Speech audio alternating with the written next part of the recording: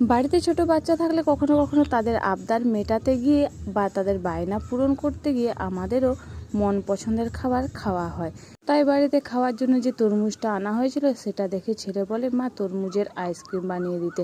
যেমন কথা তেমন কাজ। তরমুজকে ছোট ছোট টুকরো করে কেটে বীজগুলো ভালোভাবে বের করে নিয়ে একটি মিক্সার গ্রাইন্ডারে ভালো করে পেস্ট করে নিয়েছি। এবার একটি ছাঁকনির সাহায্যে ছেঁকে কড়ার মধ্যে নিয়ে নিচ্ছি জাল দেওয়ার জন্য।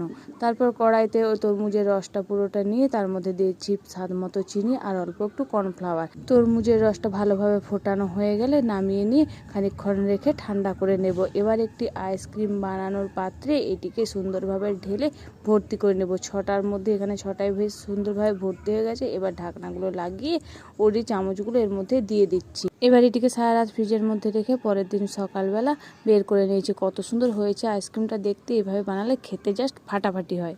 বাড়িতে ছোট বাচ্চা